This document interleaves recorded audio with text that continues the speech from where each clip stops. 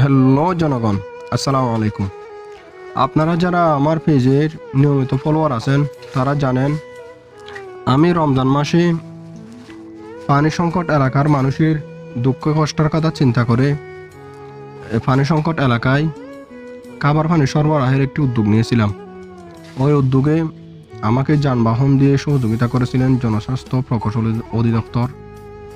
আর যেহেতু সরকারিভাবে পানির কোনো সোর্স নাই, এজন্য যেহেতু পানি বাহির থেকে কিনে আনতে হয়, এই পানি কেনার জন্য আমাকে আর্থিকভাবে সহযোগিতা করেছিলেন আমার এলাকার এক ভাই। তো ওনার আর্থিক সহযোগিতায় এবং এই ডিপিএইচই অর্থাৎ জনস্বাস্থ্য প্রকৌশল অধিদপ্তরের যানবাহন সহযোগিতায় পুরা রমজান মাসে 21 দিনে 23 গাড়ি পানি সরবরাহ করেছিলাম। তো রমজান পরবর্তী সময়েও প্রায় 10-12 গাড়ি পানি আবারও সরবরাহ করেছি, কিন্তু এখন বাজেট শেষ। আজকেই বাজেট শেষ হয়ে গেছে।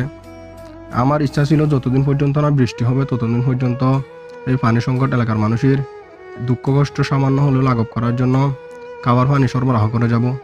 যেহেতু বাজেট শেষ, তাই বাধ্য হয়েই পানি সরবরাহ বন্ধ করে দিতে হচ্ছে।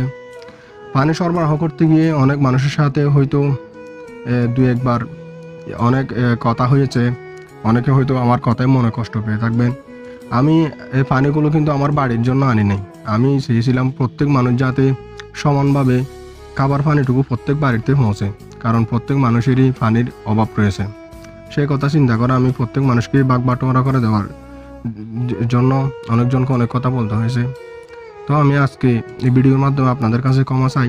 আপনারা যদি মনে কষ্ট পেয়ে থাকেন, আল্লাহ যদি আবার কোনোদিন তৌফিক দেয়, আপনাদের জন্য আমার যতদিন নিঃশ্বাস আছে ততদিন কাজ করে যাওয়ার আমার ইচ্ছা আছে।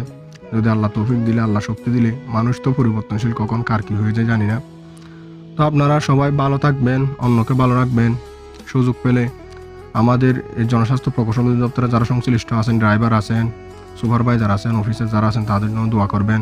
যে ভাই আমাদেরকে আর্থিকভাবে সহযোগিতা করেছেন পানি ক্রয়ের জন্য, তার জন্য দোয়া করবেন। ভালো থাকবেন।